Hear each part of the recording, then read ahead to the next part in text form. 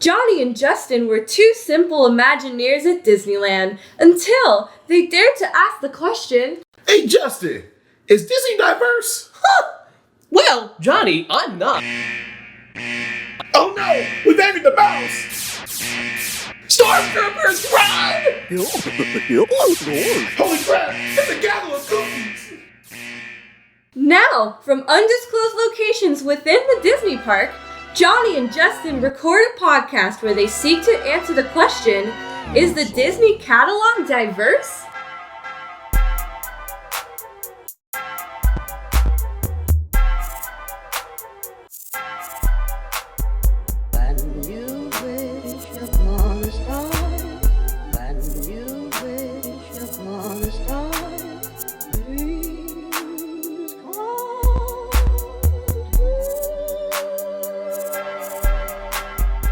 What's up, everybody? Welcome back for another episode of Disney+Diversity, where we review the Disney catalog and see how diverse and inclusive it actually is. I'm Johnny.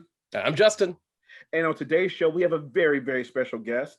For today's show, we are honored to welcome an accomplished actress, writer, artist, and Twitch streamer. She's acted in amazing productions like Man of God at the Geffen Playhouse, Seize the King at La Jolla Playhouse, Kentucky at East West Players, The Workshop of Tokyo Fish Story at South Coast Rep, and Fantomas at the Woozy International Theater Festival. She's also an accomplished comic book writer, writing stories for Quinto Comics, an all-female Asian American Pacific Islander comic company. And furthermore, she's even found time to host an occasional podcast for the Pan Geekery Network, where she discusses issues affecting the Asian American community. Please welcome the amazingly talented Jenapher Zheng. Woo! What in welcome? Oh my god. I'm like, who's that? Oh my god, that's you. No. So dope. So yeah, thank you so much for being here with us today to discuss a really dope property they're all excited about. Because today, y'all, we're talking about Mulan from 1998. I want to be really clear on that. Yeah.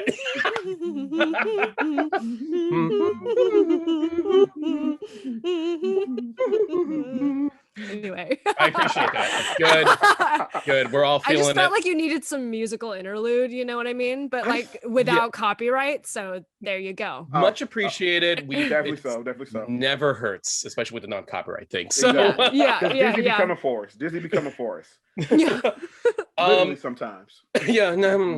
All right. So before we get into it, I do want to point out that you have a wonderful organization that you do want to call attention to before we go into the show. Please explain who they are. Yeah. So I would like to plug East West Players. They are a theater organization here in Los Angeles. They are the longest running theater for people of color in the nation, going on 52 years and counting. And they started, they're in Little Tokyo. So they started as, they still focus on primarily Asian American Pacific Islander stories, trying to diversify casting, producing everything from behind and in front of the stage, diverse casting, and a focus on AAPI representation. And more recently, they started the Leave Lhasa movement, which has heralded a new chapter in Los Angeles theater. They're pushing for greater representation and for more equitable theater organization practices. So they were at the forefront of that. So please support them if you can. They are a smaller scale theater, like large, but also like not 99 seat, and they benefit a lot from donations and gifts of every year to stay afloat. So please show your support. Oh, that's so awesome. Thank you. That's awesome. Dope. Yeah, everyone, please support. You'll find their contact information down in their comment section, everything like that. And of course, it'll be here on the screen as well. So again, please support it. Please check them out. That's dope. And why would you want to go to a larger theater when you could be part of the show? A smaller theater, it's like, oh, look, I can high five the actor. Woo, this is dope. It's like sitting courtside. Also, fun fact, that place, the two very like kind of cool projects were shot in the place of the theaters. That one is the John Carpenter film Prince of Darkness, shot there, which, interesting enough, that movie had a lot of really great Asian American actors and Asian actors in that film. And my personal favorite note is 21 Jump Street, TV show in the 80s, which also happens to have Justin Nguyen as that cast. So Asian Am representation cast is just embedded into this beautiful theater. So thank you again for telling people about that organization. I love East West Players. I've seen a lot of shows there. So thank you, Jennifer, for pushing for them. Yeah, definitely. And Johnny, anything else want to ask her before we move into the movie? Oh, well, just one thing, because as you know, it's Disney+Diversity. So we just always got to ask you, Jen, what's your favorite Disney property? I will say that it is the Hunchback of Notre Dame movie. Really? Nice. Oh, deep cut. Oh, the darkest one. Off the beat It's got path. racism, sexual assault, colonialism, religious bigotry. It's got it all. Everything Honestly, a family yeah. wants in a film. Everything a family wants for their Exactly. child. That every minute of that movie makes me cry. It's just so powerful and wrenching, and it's a very unlikely protagonist too that we Definitely don't see in Disney films. So definitely, yeah. and we also get our first almost dark skinned princess outside of Jasmine right there too. Absolutely. So it was just like, oh, look at this, it really goes against a lot of the Disney rules and everything like that. That's really cool. Yeah, it gets really real, sometimes I feel like Disney can skirt around political messages without making a definitive statement, but with Hunchback it's very clear, whose side you should be on and what you believe is correct, Right, dude. It's also kind of crazy because today we're talking about Mulan, and Chris Sanders, who's part of the story team for Mulan, actually wanted to be on Hunchback of Notre Dame. Wow. He was campaigning to be part of that, but they're like, nah, bro. The team too full. You go do Mulan. And he was like, oh nice. Man. But low key though, he kind of came and actually made Mulan better in a couple different ways, which we'll probably talk about today. Okay, perfect. Okay, and yes, we are talking about Mulan, the 1998 film. And here's a quick little summary in case for some reason you don't know what this movie's about. Who has not seen this movie? Who has not seen this movie? I don't know, and I'm curious as why they clicked this video, but I appreciate it. Now, the film's plot takes place. Thanks for the click. Thanks for the click. The film's plot takes place in China during the Han Dynasty, where Fa Mulan, daughter of aged warrior Fa Zhao, impersonates a man to take her father's place during a general conscription to counter a Hun invasion. Now, that's the basic general plot of the film. And so real quick for everyone here, what was your memory of this project when you first heard about it, when it was originally released? Jennifer, why don't you start? Well, I was a child when it first came out, and like many other Asian Americans, we flocked to it immediately because prior to this moment, everything we had watched from Snow White, Cinderella, Sleeping Beauty, every single Disney property prior to that had no diversity as far as representing people of color, apart from maybe Aladdin, you know what I mean? But this one was very clearly set in a specific culture, in a specific time, so there is an inescapability of cultural relevance, you can't just say this is a fantasy world, they specifically said this is Han Dynasty. This is also based on, the original Mulan story in China is the Ballad of Mulan, which is a long epic poem, kind of the Odyssey, which has been done in China for many different iterations, including now. It's their Shakespeare, they just constantly make Mulan renditions. And this was our first American foray into that. So as a child, I remember being completely gobsmacked, just, this is so great. Everybody would sing it, and I grew up in a primarily Asian American and Latino neighborhood. So all the kids were in on it. Everybody loved it across the board. It was our Frozen, but clearly it's better than Frozen. Clearly. Yeah. Shots fired. Now, Johnny, how about you? So mine was a little bit different experience because this came out towards the end of the 90s. So this is actually where I was starting to drift away from the Disney catalog a little bit, because at this point, my brother had found anime, and I'm sorry, Dragon Ball Z and Sailor Moon go hard. I'm sorry. Yeah. I was all in that every day. Sailor Mercury. Oh, nice. Sailor Mercury. Bubbles. Yeah. I'm slowly dropping that clip in here. Mercury bubbles.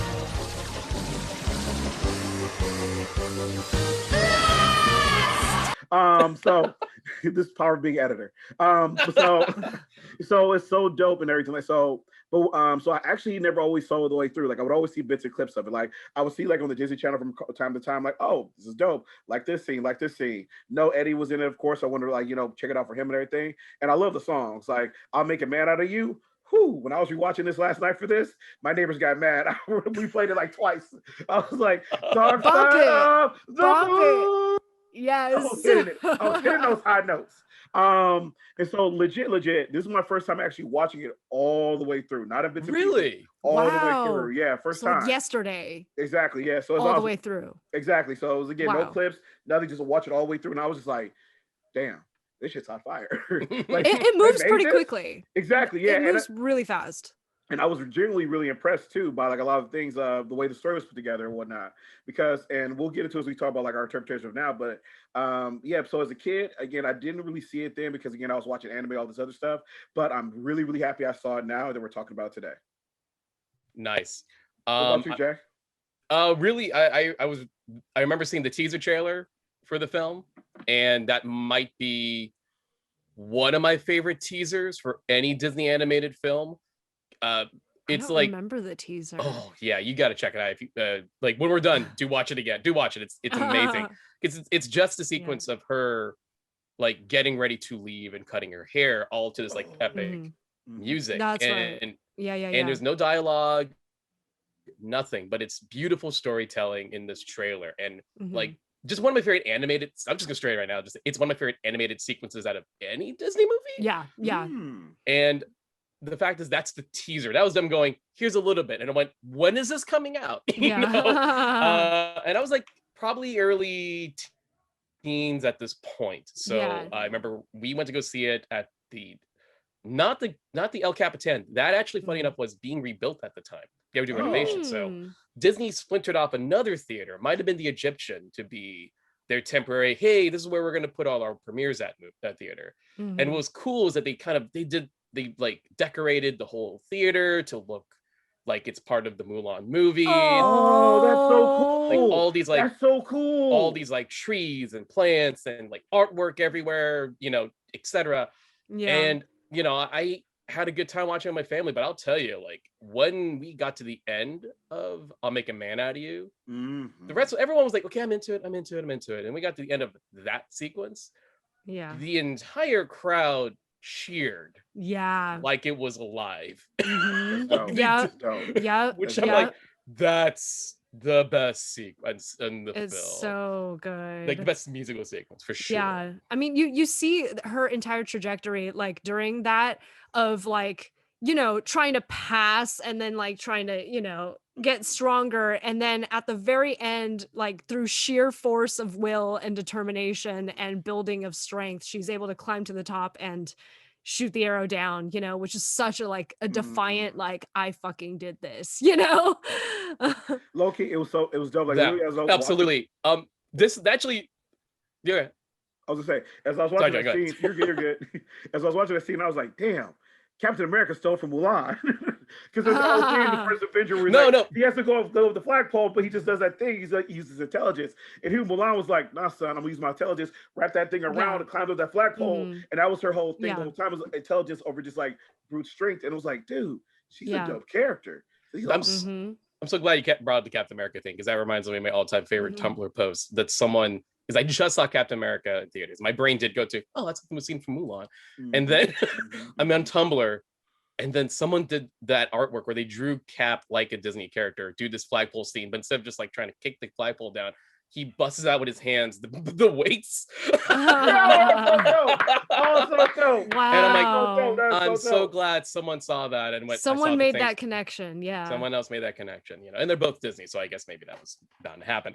But no, I agree. I think the cool thing about the movie does showcase a lot of times Mulan's out of box thinking, that she's a lot more intelligent than most folks, and that her out of box thinking is what gets her out of a lot of situations and accomplishes a lot of her goals. I think that's something that's really important to the character overall.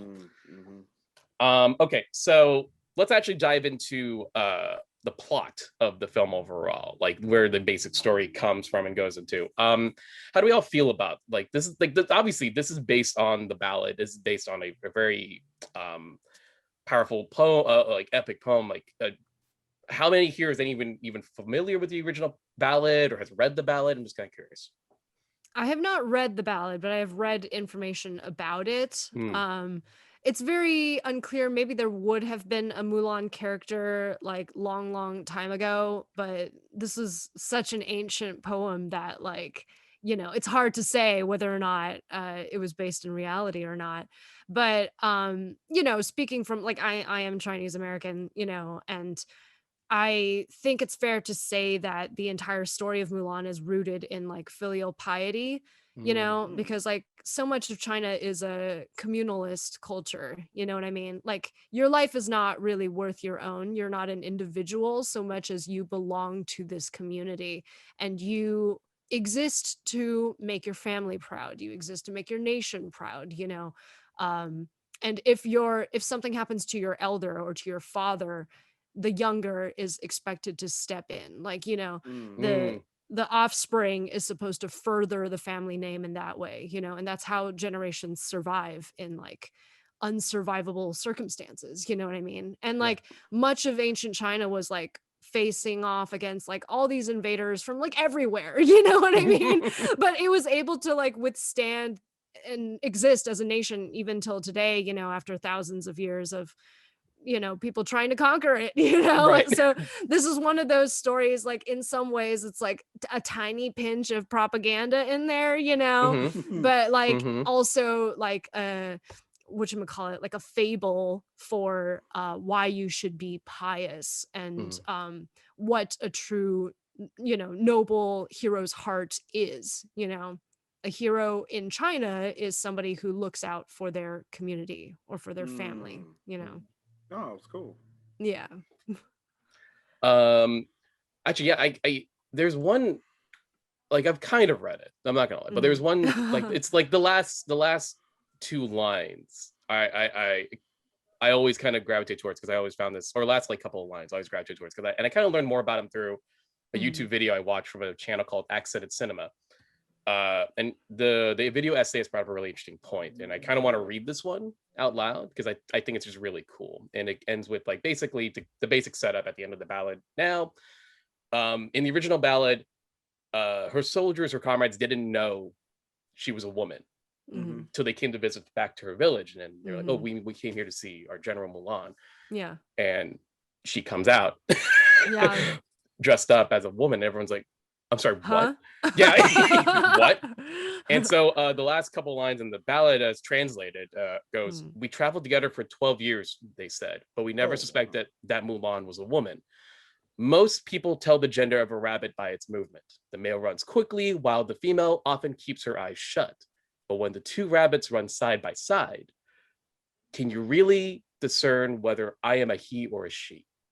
And I thought that's beautiful and amazing. And I think that to me is like the heart of when you do the story of Mulan and adapt it however you feel. But I feel like that's the thing. It's like, it doesn't matter if I'm next to you, if I am near, you know, it doesn't matter what gender or who I am, like we are together helping each other side by side. And I always thought it was really, it's actually way more of a feminist thought than old society and current society may wager for.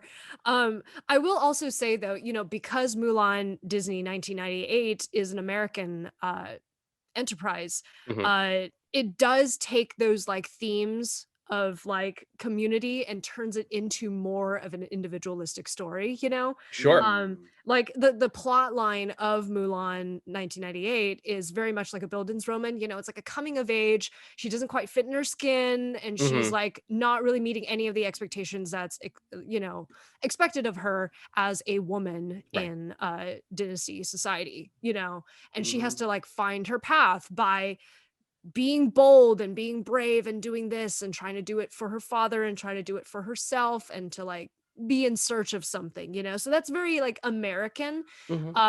And, which is why like a lot of Asian American kids and I resonated with it, because like we very much saw that like you have to strive for your own piece of the world while also like honoring the principles of your family, you know?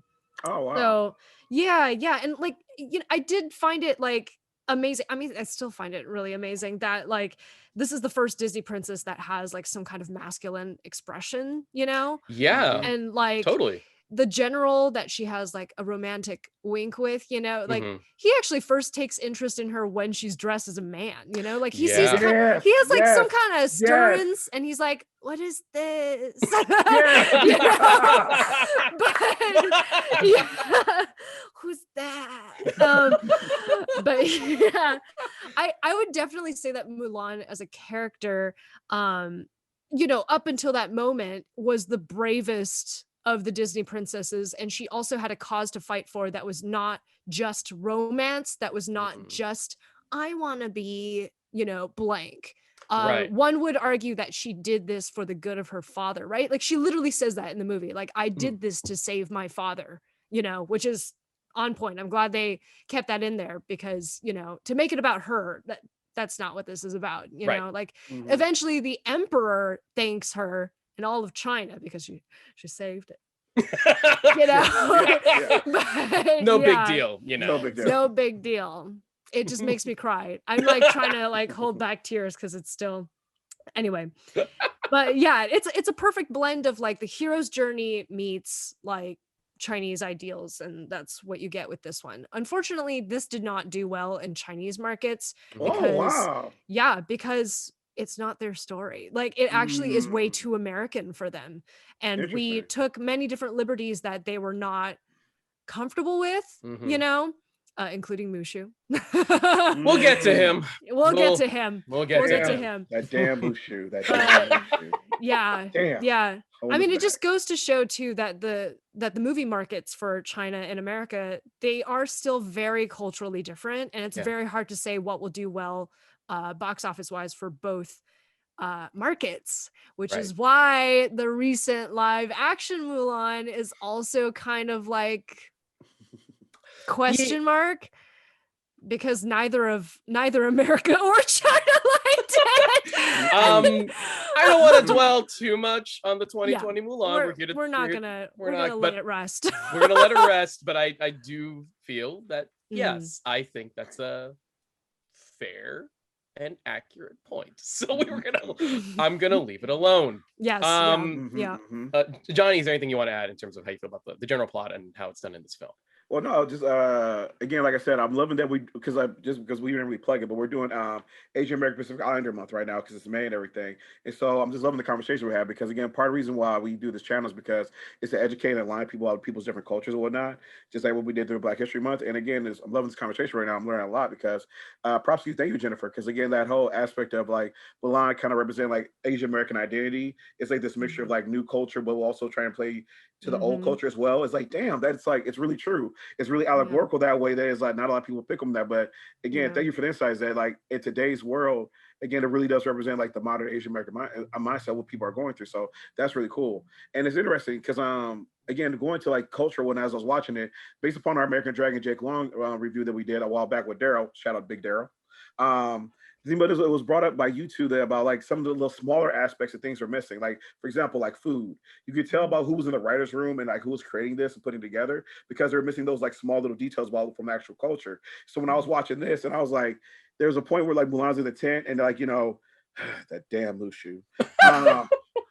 He tries to give her like bacon and eggs, and I'm looking like, I don't think that's right. I don't think that's right. And it was like those small details that they're missing out on here and everything like that, which kind of goes back to our point that we always make on this channel is that you need representation, not just in the voices and whatnot, which is super dope, but in the writer's room as well, and the directors, because they're going to get those small little details that's going to make it more culturally authentic. That who knows could have made it more endearing to like the Chinese market.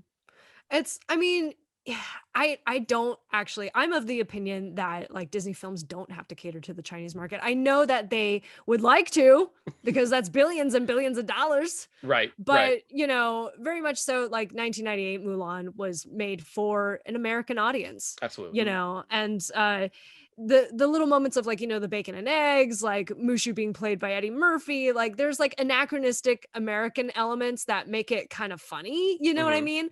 And like, I think way back when, you know, 90s Disney movies had this sense of like camp where you can like get away with certain jokes that were like pulled for laughs rather than like pulled for, you know, cultural awareness, you know what I mean?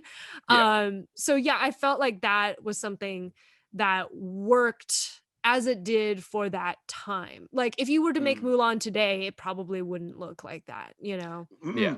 Yeah. And pretty soon this month we're also talking about Ray and the Last Dragon, which I'm so excited about. Because we get so many things right. But that's not this review.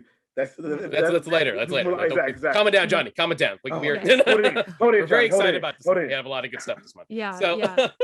but like going back to Mulan, I do feel I think great point. I think this is definitely an Asian American. This feels more like an Asian American story in a lot of ways, and I think that is something that I feel like needs to be addressed in the factor that like there is a distinct experience between growing up as an Asian American, as Asian here, than there is growing up in whatever Asian country. Absolutely, and we are 100% American. Absolutely, let's just say that for the books, 100% American. You know, there is a distinct experience difference, and I think one of the things that goes into with Mulan is the idea of where do you fit in both cultures, right? Exactly. So whether in her case it's literally the woman, the female world and the male world, right? But if talking about the Asian American experience, like I think for me it's like I am looked here as one thing, I am looked something different if I'm in the Philippines, right? Because I'm Filipino American.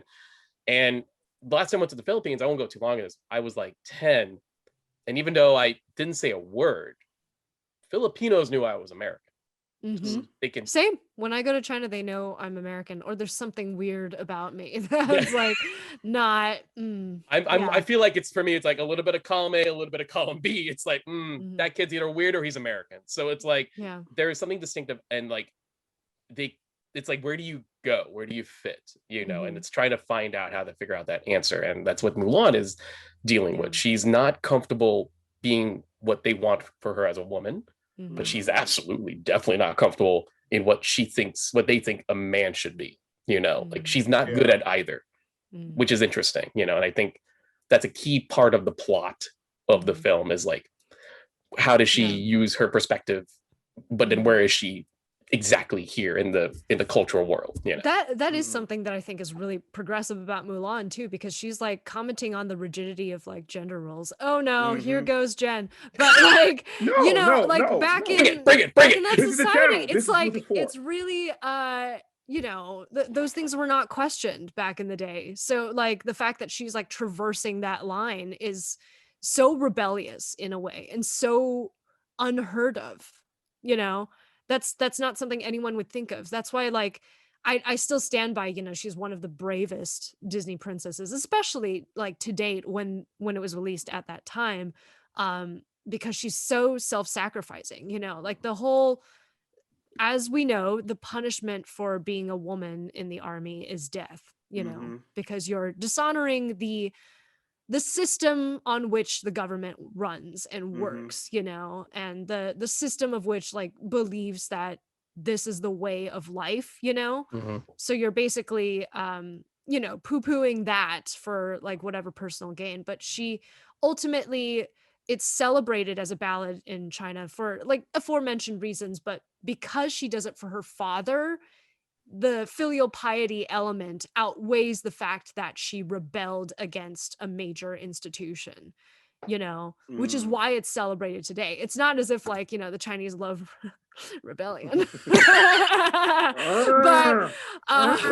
they mostly celebrate it for the filial piety element. Right. Yeah. Let's move into the characters of the film. So besides Mulan, are there any characters you want to bring up in a positive and maybe a negative fashion? Maybe we should talk about Mushu. We should talk about the Mushu in the room. We should buy them. Let's talk about the Mushu in the room. Let's talk about the Mushu in the room. That damn Mushu. I will say, Eddie Murphy is so funny in this, and he literally makes the movie gold, and everybody loves. For those who can't plug into the culture, all around me, my peers as kids, everybody plugged into Mushu, and everybody can quote the dishonoring of cow, everyone remembers those. In hindsight, of course, Mushu becomes a little bit more problematic, why are we inserting a black character into Dynasty China? Why are we making the only black character the magical creature? You know what I mean? That's also a trope that's been problematic in history past.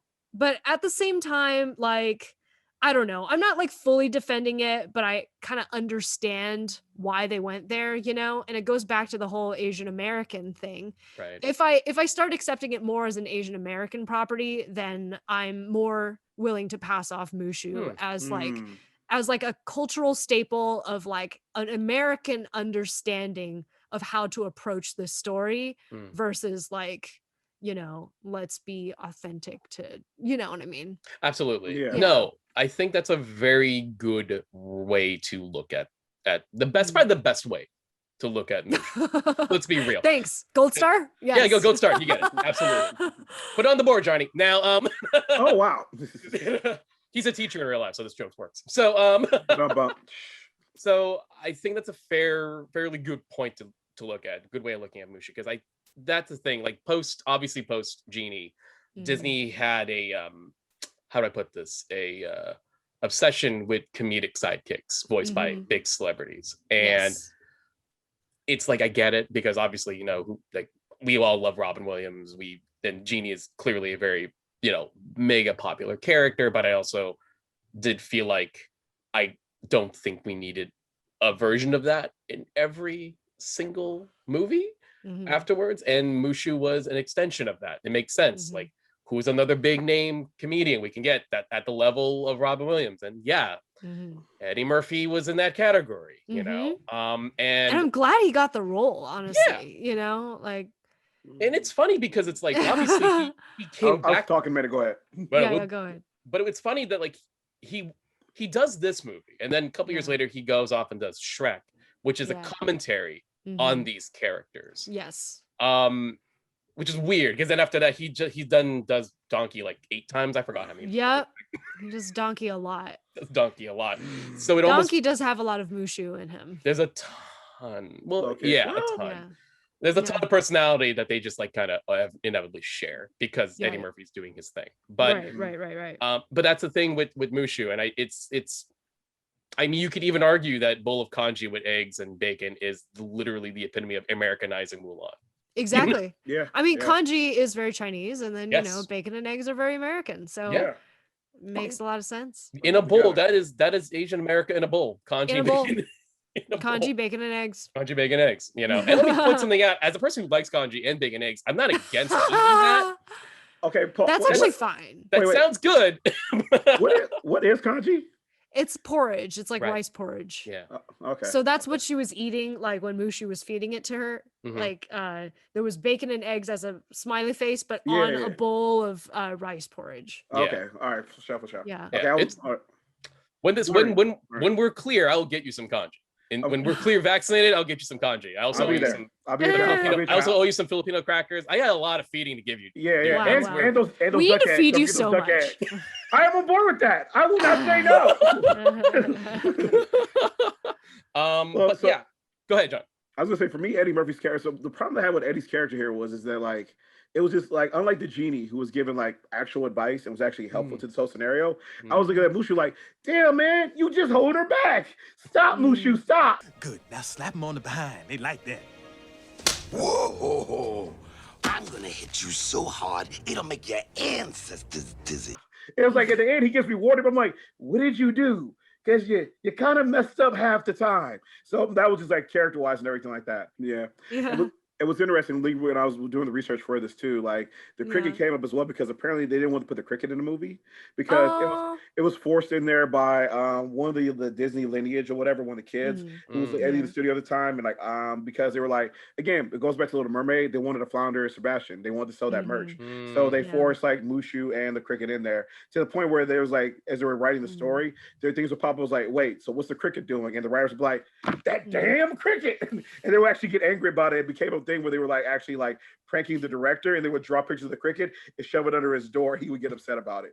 It really got to that level, which I was like, oh my gosh, they do not like that cricket, even though he's lucky. Even though he's lucky. Yeah, even though he's lucky. I mean, but I can see it though, because it's not a lot. I even like the cricket does feel like, oh, we stapled the cricket in this scene. What do we? Oh, right, the cricket. What do we do with the cricket? He is forgotten a lot in the narrative of this movie. There are a couple other characters I do want to kind of focus, and they are on Yao, Ling, and Chenpo. One thing I will address is like the film is good at casting at least some of the prominent ones, obviously with Asian actors or Asian American actors. Obviously Ming-Na Wen as Mulan, the BD Wong. Ooh, another East West Players alum. That's right. Oh, yeah.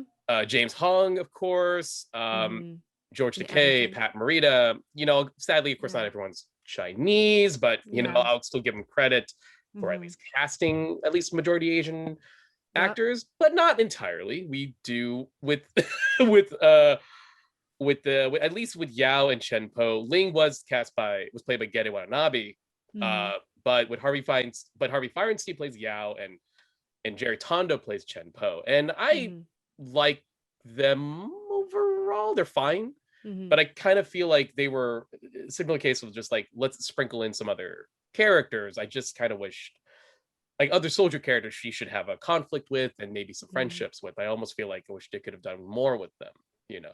But the movie's running at a brisk pace that I also understand, like there's not a lot of room to do that much with them. I mean, wow. I sound like I'm stepping to the fence, which I am. Like, it's definitely one of my favorite Disney movies. But like, you know, speaking on both cricket and Yao and Chenpo and Ling, you know, the cricket thing, I mean, it's just meant to be like an obligatory, like, here's the thing, we thought it would be a thing, by the way, it's not a thing. The major thing that the cricket plays in the story is just when she goes to the matchmaker, he's the one that completely messes her up, and you know, she's too preoccupied with like the cricket to focus on her matchmaking session. And you know, for the three guys, they initially do get in a fight with Mulan because she picks a fight with them to try to, on Mushu's behalf, to try to prove her masculinity, you know, which is like a funny setup because, like, you know, maybe it does legitimize her as a male, you know, in the army, because otherwise they would have not known, but it's also for comedic, you know, purposes. So like they originally are on, you know, bad terms with her, but then as they go along, they actually form a camaraderie to the point where, like, you know, the three guys at the very end are the ones that actually join Mulan knowing that she's a woman. You know, they are the ones that go behind the army's back and just goes like, no, I'm gonna support her, you know, and bring down Shan Yu. I'll add to like the one of the best things about their use in the end, and you know, like is the fact that like, you know, like if Mulan, you know, the majority of the film Mulan is hidden to dress to be a man to fight along with them. There is some nice symmetry for the finale to fight along with her. They are dressed up as women. That is because nice. That's how they get into the palace, is by, you know, passing off as women and then, you know, taking out all the soldiers inside. And it's literally it's a really good I'm gonna try to figure the word that works for me, but it's like it's circle, full circle, right? They now have to dress as the opposite gender to save the day and to fight, whereas Mulan had to dress as an opposite gender to help out, etc. So I like that conclusion with them, you know, at the end, for sure.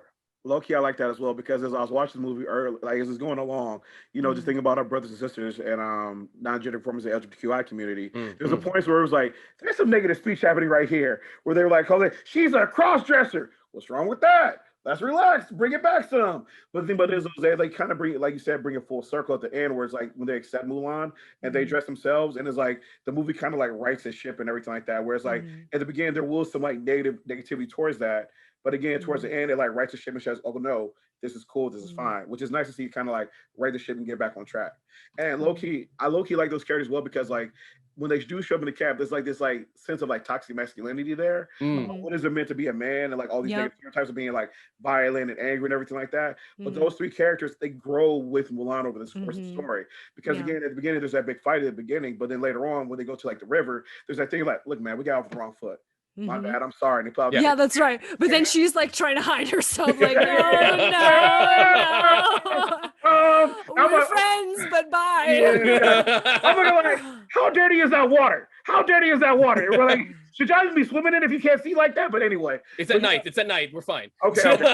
But the reason why I like that too is because again, it's like a lot of times as boys, you don't really thought about saying I'm sorry, forgiving, being mad, like saying that out loud and everything like that. And again, it's kind of dope to see this growth. And so they put on those like 3 outfits, and like what I really love is like before that, they're the ones who follow her initially. Like when she's like, I have a plan, homeboys are like, no, I can't listen to you and blah, blah, blah. But they're like, nah, that's the homie Mulan. We following her. You really go after him, like, that's what I'm talking about. So it shows that dope growth and everything. So I like those guys because like they kind of help elevate and they kind of show like you don't need to be toxic masculine, you can be progressive in a lot of ways. No, absolutely. There's this entire song, I think it's the least known song in the Mulan movie, but the one where a girl worth fighting for. Oh yeah, right? yeah. Where like all of them basically, it's like another touch of irony, right? Like, oh, like I would like to fight for like my dream wife, and then Mulan is like you know, but that song ends in the saddest of ways though, because Li Shang, the captain, basically comes across like his entire father's brigade was wiped out and burned to the ground, and his father was killed, you know, which like the film shifts gears like tonally a lot, you know. It's like all fun and games and all like, yeah, like we're building up like Eye of the Tiger, and then now like we're on this journey and we're gonna like, you know, and then suddenly it's like, no, the reality is that we are at war, you know, and like people are gonna die, like we came here to die. You know, and there's been actual losses here, so like, you know, the stakes kind of catch up with them as you go along, you know. You realize like, oh, like if we don't drive out this invasion, then like the country is over, you know. So I low-key love that scene too because there's that moment, if y'all remember, it's like after he finds out his dad is dead and everything, he puts a sword on the ground, puts a helmet on top, and he mourns, and it's like, oh damn, like taking this time to actually show grief. It's like, again, it was dope to see. But again, it goes against toxic masculinity and everything like that because you take some time to grieve. But it's like, well, we have a job to do. Okay, let's push on.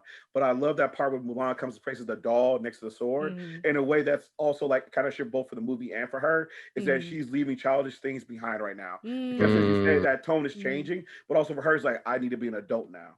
Because now we're about to go into this situation where things are changing. I was just like, fucking shit, that's amazing symbolism right there. That's just solid good writing. And again, no dialogue, just great visual storytelling. Yeah, for sure. Absolutely. Moving into, let's go talk about like anything extra we want to talk about, anything extra like music, maybe even let's discuss the writer's room for this particular film. Looking into the credits of the writers right now, I believe there's at least one writer who's Asian in the production. Her name is Rita Zhao. I'm probably pronouncing that terribly. But there's one writer in the production who is Asian American, who's Asian, and I do feel like that's kind of a thing that I'm glad that at least they got someone. But I'm looking at the rest of the production.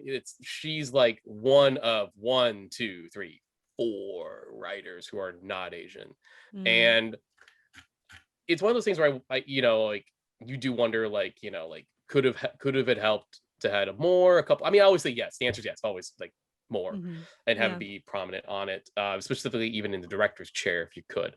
But I mean, is there anything you two want to kind of comment on that? And is there anything, like, is there a merit to this discussion of like, how much people of color should have been behind the scenes on something like this, even though that, it's, listen, we're talking very positively about this movie, but I mean, obviously there are places that it could have been better. So in terms of like the writer's room and the directors, possibly even, like, what do you two feel about like getting more people of color, specifically even Chinese American writers involved in this production? Would it have helped it, etc.? I think so, definitely. I mean, if there were more, again, like, we're speaking from 2021, Of course. right? Where there's like more exposure and like national recognition of Asian American artists in general, and there's like more of a prioritization of like, we should be doing this, whereas before, again, it was like one of the first forays into focusing on a person of color as a lead or as a subject or as a culture in general, like for a Disney film, so in ways, in certain ways, I actually feel like this movie does more in representation, even though it's not perfect, it does more in the representation front than many things that occur today. Like, if I could speak on Riot, like, briefly, I feel like it gets more things right than Raya sometimes, like most of Raya was voiced by East Asian actors, and only Kelly Marie Tran and like I think one other person was Southeast Asian, know. And so like, what this movie gets right is that there are a lot of Asian American actors. Could they be largely more Chinese American? Yeah. Could there have been more Asian American writers? Yeah.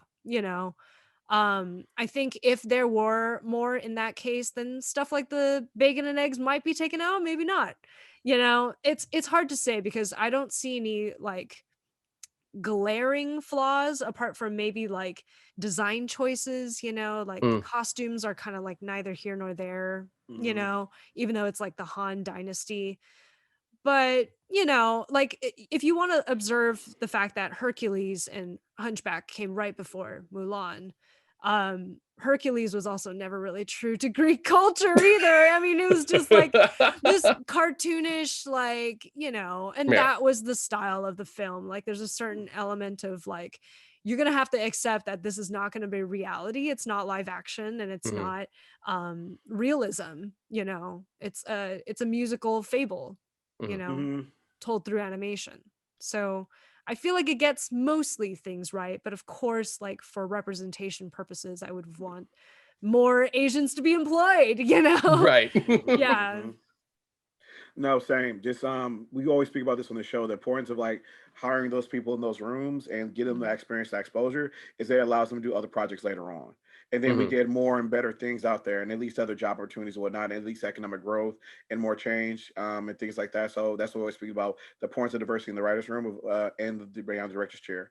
However, I do want to give a nice little shout out to Chris Sanders, though, because even though Chris Sanders wanted to be on Hunchback and Notre Dame, he was brought in on this project. But what was interesting, though, is before he got on this project, though, it was more going in the comedic aspect of a Tootsie or a Juana Man, which is always I like, read that, and it was like, that was going to be more problematic than, exactly. Yeah.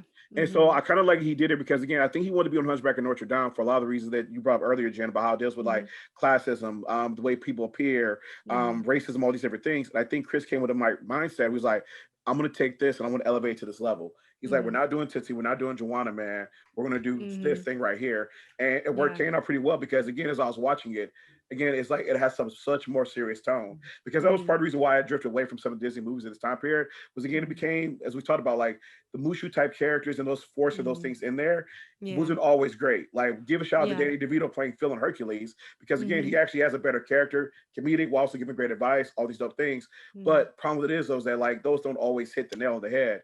But Chris Sanders, I give him a lot of credit here by bringing that serious tone to here. It really balanced things out, and it led to a great film that, again, we talked about today. Low-key still holds up. Yeah, it does. I can't believe you brought up Juana Man. This is the most I had to think about Juana Man in decades. So thank you, Johnny, for that. Juana Man is just Black Tootsie. Juana Man is just Black Tootsie. Listen, I'm not here to defend that movie ever, but because it is like, it's just a giant rip off of that film. But anyway, yes, I'm really it's the most thought I put in Joanna Man in 30 years. Okay, I was gonna speak to like representation again, but like, you know, stars like Ming-Na Wen and BD Wong, we still see them going today. You know what I mean? One major thing about representation is that once you start, you can't, like, those are seeds that grow. You know what I mean? So like the benefit of if they had cast more Asian American writers or like, you know, actors and Chinese American actors and whatnot, then those would have been seeded to grow and be more castable or more employed today, you know. But the tough part is that like for a long while, and even now, you know, there are like fewer Asian American actors or writers, you know, than, you know, white American writers and actors. So like the fight for visibility is like, you know, individual strands trying to like go towards the rope, you know, versus like an entire swarm of like progress and movement, you know. So it's hard when you have like individual people who like are already renowned from like years ago, but then like new talent isn't like exactly fostered by that, you know. No, I totally agree with that. I mean, to kind of put like Ming-Na in this situation, in this conversation part, like I firmly believe it. I even said this in my podcast I did called Nothing New, where we did address both versions of Mulan. And I brought up the fact that like I guarantee you Disney wouldn't have found to cast Ming-Na if the Joy Luck Club didn't come out in 1993. Exactly. Joy Luck Club. They only build on top of each other. Exactly. And with the Joy Luck Club, I always bring up Joy Luck Club as an example of Hollywood going, look, we did this big budget Asian story, filled the cast with Asian actors, got Wen Wang to, you know, a prominent upcoming, you know, respected Asian director to do it. We gave it a big budget. It's based off an Amy Tam novel, huge. We gave it a huge release, etc. It came out, and then Hollywood went, good job on us, and then didn't do anything like that. For a long time. For a long time, and I guarantee, Ming-Na would have never been considered for Mulan if Joy Luck Club didn't exist. Joy Luck Club didn't exist. They would have cast probably most likely not an Asian actor. Well, they were gonna cast Lea Salonga, who is not Chinese American. No, and listen, she's Filipino. She's one of our. She's and I'm a fan of Lea Salonga as well, but also that's them going, see, we did it, and I would be like, I mean, kind of, like I'm with you. You know, she is the singing voice of Mulan. I mean, she's, you know, she does sing with Reflection, so let's. You know, she still gets her work there, but I agree. Like, if it wasn't for Joy Luck Club, they would have never considered to, you know, they literally, here's a prominent actress who's you know, got a lot of good reaction from her work, and she happens to be Chinese. Okay, great, we can cast her as Mulan, you know. But if Joy Luck Club didn't exist, they would have went, well, Leah's done a lot of work for us, we'll have her do it. It's hard too, because like you think about how much time has passed in between everything that features AAPI people, right? And then like the same ones that are known get like cast again and again, because like it's like, oh, it's finally the year where we're gonna do something, and like, you know, luckily that's starting to show signs of changing. But I feel like, you know, my theory is that this is why we see Asian American actors are actually older than a lot of the actors around in Hollywood, or they tend to, you know, blossom later. One of the reasons why is because it takes so long for them to even be cast in things, you know. Like Ming-Na Wen is actually, I mean, she's deceptively young looking, but she's like well into her 50s, right? And now she's doing Mandalorian, which is great. She's like doing her Disney turnaround. So yeah, grateful for that. Also, you know, hoping to herald more consistency in representation, so that, you know, that waiting period doesn't need to happen again. And that waiting period also makes a chokehold in that only the known actors get, you know, filtered through that. Right. So no, it's a lot of, I feel like you have to, I think one of the deals is audiences have to, you know, like folks like us who want to see more than just the occasional back, Hollywood backing, patting their back every couple of decades projects is, you have to really, like, obviously support a project you think is good. Don't just blindly support a project as, an Asian actor as the lead or something. But, do think if it's good, do push it. But we have to kind of remind them that's like, hey, we want more of this. And people who want to see, they're all, I always go back to a panel I did a couple years ago where someone asked, like, well, how can we help? I'm not a person of color, but I would like to help. I see this conversation happen a lot. And I go, if you see someone you like who happens to be a person of color, push their work, and push whatever project they're in, support, let them know. And, this year, there are good signs this year for sure. And hopefully further on, but we can't just let Hollywood go, good, we did it, and then forget another 20, 30 years. It's like, no, keep pushing, and, you're like you said, Jennifer, like there's a lot, it's getting better. It's getting a little better, but we're not there yet. And I don't, and we should never stop pushing for seeing more of it, in any genre, No, for sure. And the thing about it is, though, is that, like, you get upset with the studio because the same thing keeps happening, because these projects come out, whether the Joy Luck Club or Crazy Rich Asians, they come out, they make a ton of money. Yeah. But then maybe one or two people, as Jennifer pointed out, get cast over and over again and stuff. But it's like, homie, that was a cast of like 12 people. There's a lot of work out there. There's more stories to tell. And I totally agree, because I think the main thing about it too is from the studio's perspective is like, these projects make money. That's the thing that's been proven over and over again, that they don't go and flop, they make money. So when you tell stories with diverse peoples and you put them on the screen, whether it's Black, Asian, Latino, Native American, again, when you put us in front of screens, people are going to show up and go watch these stories, they're going to support it. But studios need to do it more and more. And again, they're going to get their money back and then some, as we see like things like the Fast franchise. But definitely so. Justin, you want to take us into the rating? All right. So it's time to bust out the rating system. So, everyone pull out their paper and pen, writing utensil, what have you. So today, as usual, we are ranking it in 3 different categories: woke, waking, or sleep as shit. So while we go ahead and start figuring out our ratings right now. For Mulan. 1998. Yep. See you in a minute. We'll be right back after this. Okay, when I say McDonald's Chicken McNuggets. I know, I hit the gong. In honor of Disney's new movie Mulan, the epic adventure about this cool girl who saves China, McDonald's is offering tender, crispy Chicken McNuggets and a new Szechuan sauce for a taste of the East. Starting Tuesday, get 6 pieces for 99 cents, or 20 pieces for $3.29. And please hurry, or Gong Boy over here may never stop. Somebody say McDonald's. Okay, here we go. Bringing us in 3, 2, 1. Woo! What's up, everybody? Sorry, Jay. What's up? Hi. Oh, okay. What am I doing? No, you were saying something. I thought you wanted to say something. Nothing. I thought we were supposed to bring in our notes to the screen as of this moment. So I was like,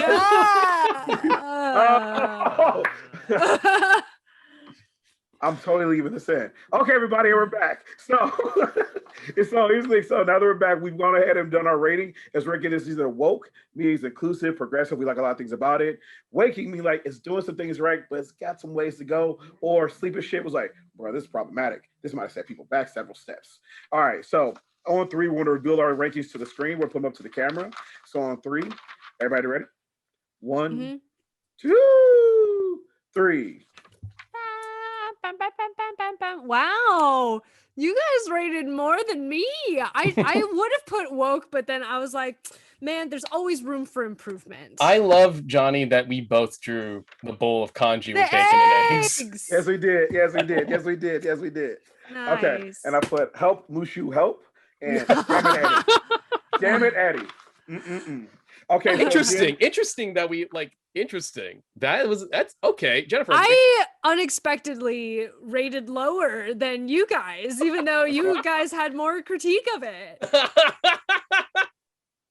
We like that sometimes. We're kind of forgiving sometimes. I think it's also like, as we go towards modern day, we're also towards today. Right. I would say that our expectations are higher, So like viewing from a 2021 lens, I guess my expectations are higher, but surprisingly, Mulan holds up. Like even with today's expectations, like I said, I think it does more for representation than like some other franchises have, you know. Yeah. I can see that. Yeah. Yeah.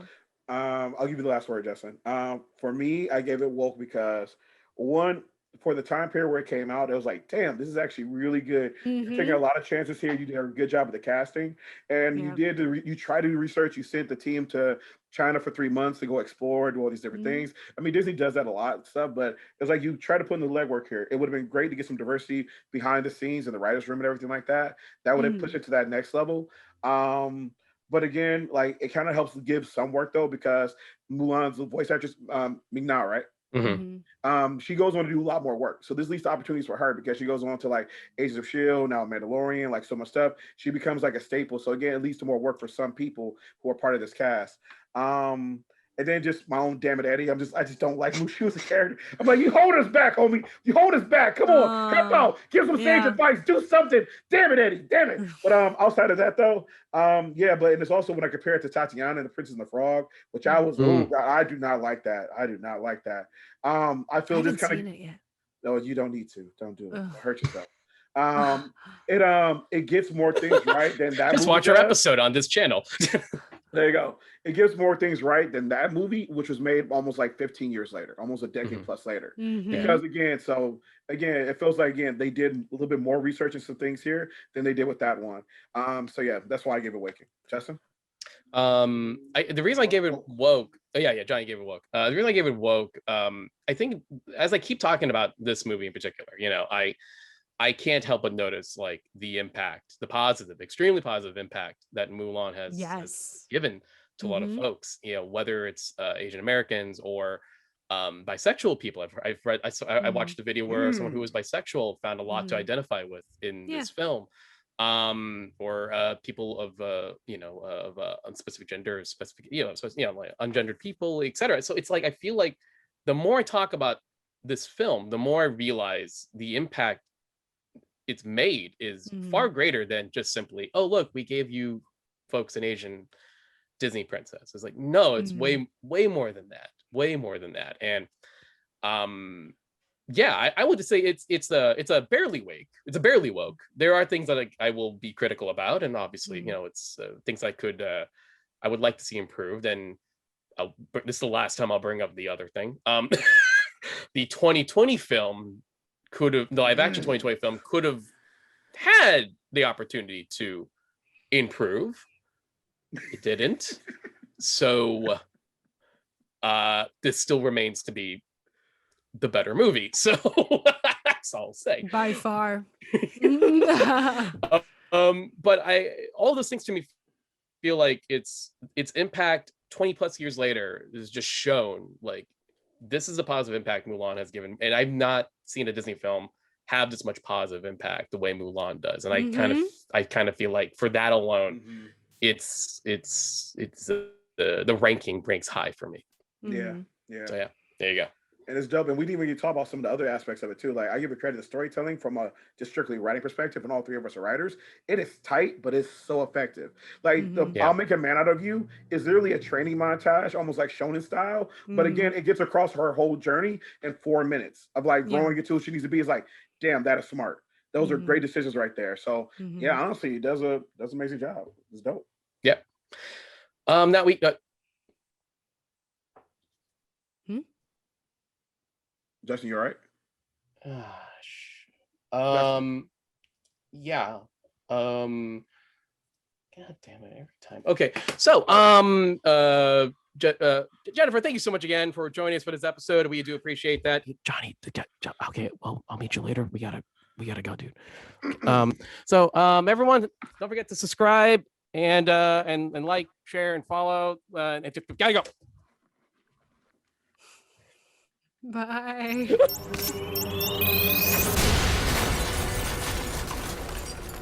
No! Wow, this sauce is amazing. You said it was promoting a movie?